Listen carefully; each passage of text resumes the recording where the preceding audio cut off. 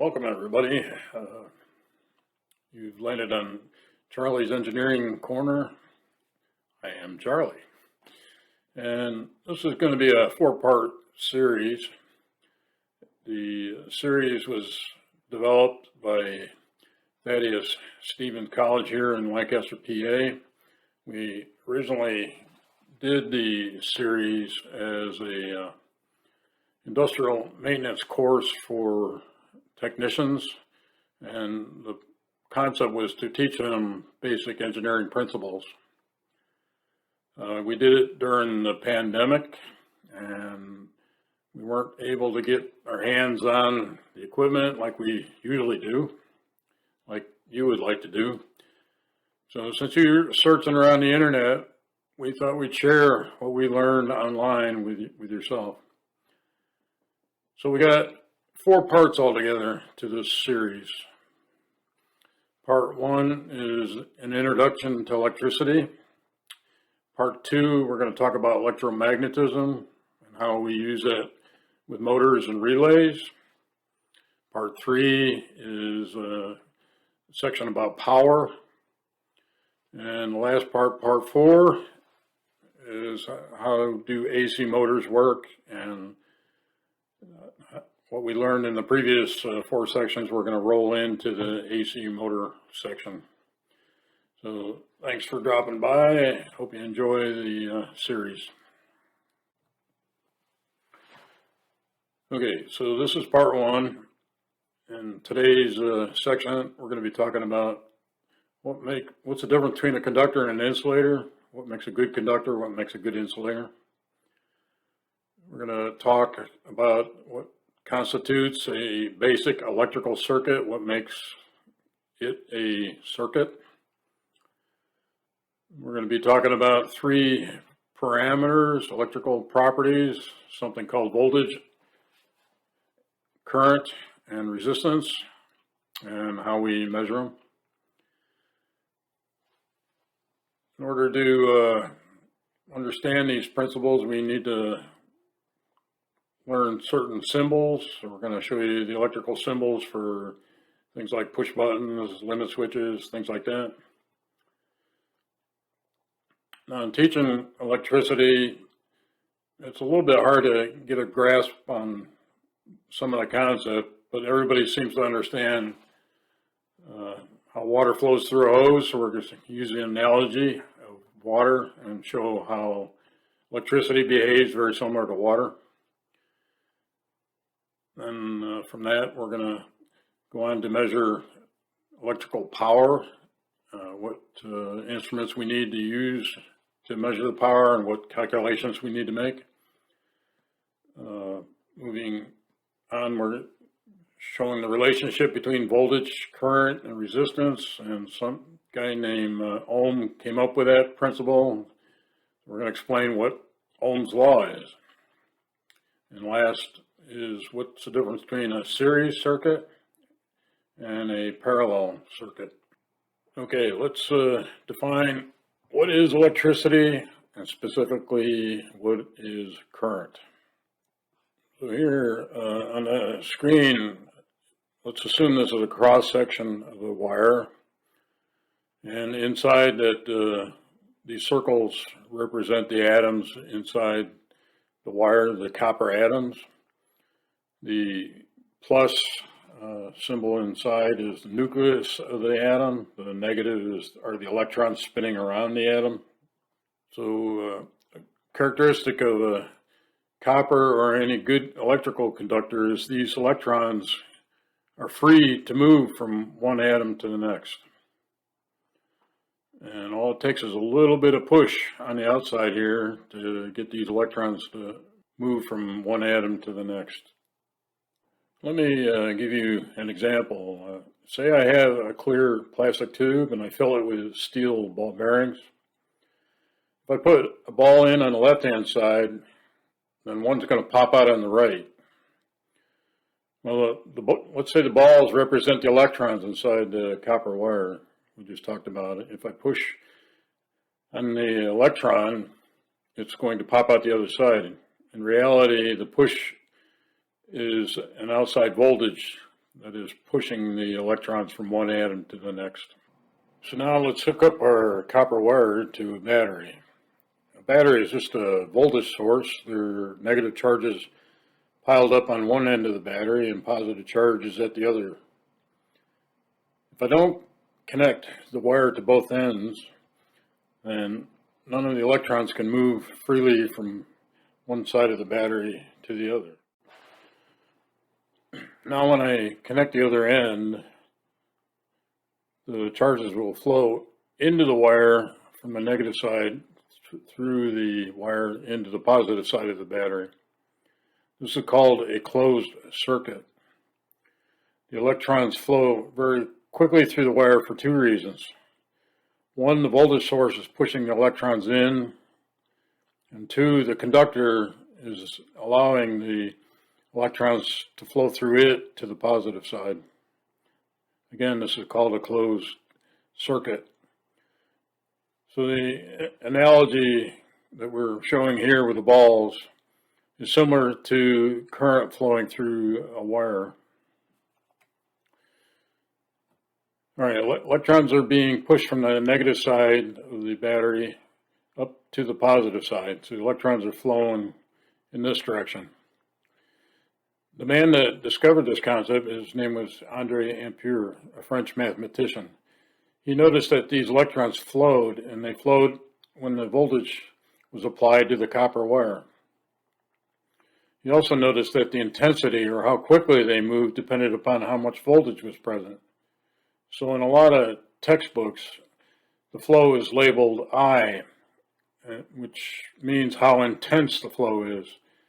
And since we're used to saying that things flow from high potential or a positive source to a low potential or a negative source, then he determined that current flow is from the positive side of the battery to the negative side, even though the electrons are going the other way. So current, which is usually labeled I in your textbooks,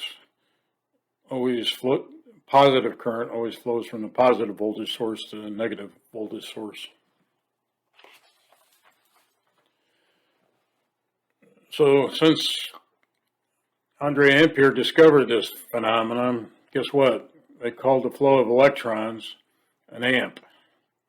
An amp is considered 1 coulomb, that's this electron that's going through the wire, 1 coulomb per second. So 1 coulomb per second is referred to as an amp. Okay, we already talked about copper as being a good conductor. So a property of a good conductor is the fact that when you apply a voltage to the material, it will pass the electrons freely to its neighbor.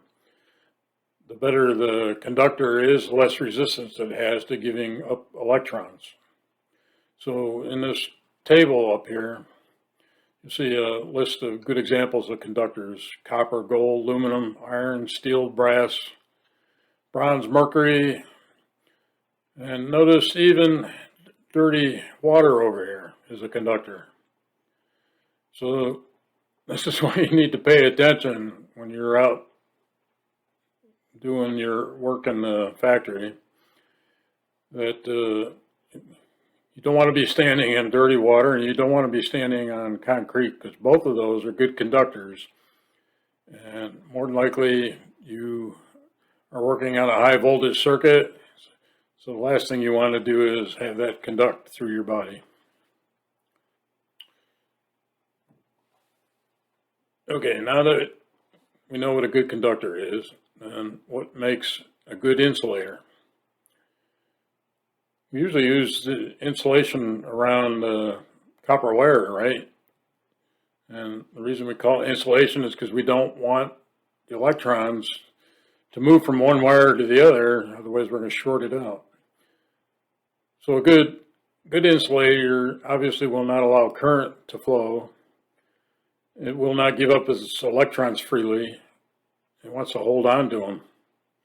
So good examples of insulators would be glass, rubber, oil, asphalt, fiberglass, porcelain, ceramic, quartz, paper, dry wood, and especially air. We use air constantly when we talk about switches, and all our switches, the non-conducting element is air and distilled water. Now, there's a distinction here. It can't have any, well, last time we talked about dirty water. This has to be pure water for it to be an insulation. All right, now let's see what it takes to make electrical circuit. We already talked, we need a voltage source and we need a conductor. So let's start with the voltage source. Let's use a battery, and a battery is a chemical device, and the characteristics are it has negative charges on one side and has positive charges on the other because of the chemical reaction inside. As I showed earlier with our analogy using the steel balls, we had the voltage source. In this case, again, it's our battery. And the battery is going to push the electrons through the wire, which is our copper, to the positive side. If we put the wire from the negative to the positive, then we develop this current that we talked about. So we say the wire is now conducting. That is, it gives the electrons a path to flow from the negative side of the voltage source to the positive side. If we were to do this in reality here, we would get a huge current because there's no resistance in this wire. The amperage would be extremely high. If we don't shut out these electrons, or if we don't put some resistance in this circuit, as I indicated, the current is going to be extremely high and will end up burning off the insulation off the wire. So this time let's slow it down and let's add a light bulb to our circuit. So when we close the switch, we give the electrons a path to flow. But this time they're not going to flow as fast because we have this light bulb in the path, and that light bulb is offering resistance. It's more resistance than the copper wire has to the circuit. So if this time our current in our wire is not as high as it was when we just had the copper wire. The good news is we're not going to start a fire. All right, so now we've talked about three properties of electricity. We talked about voltage, current, and resistance. Since we can't really see these electrons moving through the wire, so we need a way to measure these properties. So we're going to now talk about an instrument that we use called a multimeter. The multi comes from the fact that we're going to be able to measure voltage, measure current, and measure resistance. And some meters can measure more than those three properties, but those are the three that we're going to talk about right now. So this meter has two scales for voltage, one DC, one AC. DC is direct current, AC is alternating current. So DC means that the voltage does not change over time, whereas AC means it's changing over time. Examples would be DC, would be in your car, the battery. AC would be in your home, the light bulbs that power, voltage source that powers the light bulbs in your home. All right, next scale we want to talk about is current. Again, current is measured in amps, the letter A. So we both have both DC current we can measure or AC current. So AC amps goes along with AC voltage. The current is changing over time, whereas DC amps, it is not changing over time. All right, last parameter we want to measure is resistance. Its value is expressed in ohms, and it's abbreviated with this Greek letter omega.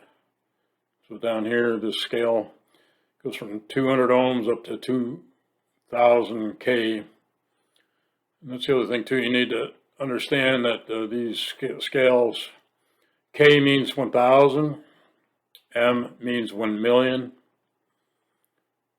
Sometimes you get into milliamps, right down here, milliamps, that's 1,000ths, 1 divided by 1,000. Since electricity is an invisible property, let's make an analogy to something we can see and understand. So water is a good analogy to electricity, and we can get our fingers on it, we can see it. If you have a tank that's full of water, the higher that tank, then you know that there's more water that's going to flow out the bottom of the tank. If we have a hose connected to the bottom of the tank, the higher the level inside that tank, the more flow is going to come out of the tank. That seems intuitive, right? So the height of this water inside the tank causes pressure on the water, and that pressure is the driving force that's pushing the water out the hose. Well, this is the same thing is true with voltage. The higher the voltage, the higher the potential across the resistance in your electrical circuit. The higher the voltage, the more driving force you're going to have for the electrons to go through. So voltage is analogous to water pressure. All right, the quantity of water that comes out of that tank, the amount of water that comes out of the tank is usually measured in some volume per unit time. Typical unit might be gallons per minute. The same is true with the electricity. The quantity of those electrons that are flowing through that wire, that's called current. And as I mentioned earlier, it's measured in amps. In our water analogy, if I increase that height or pressure that's in that tank, the more flow that's going to come out of that tank. The same thing is true with the electricity. The higher the potential, the higher that voltage, then more current you're going to develop in the circuit with the same resistance. So if I don't change the resistance, but I increase the voltage, then the current is going to increase.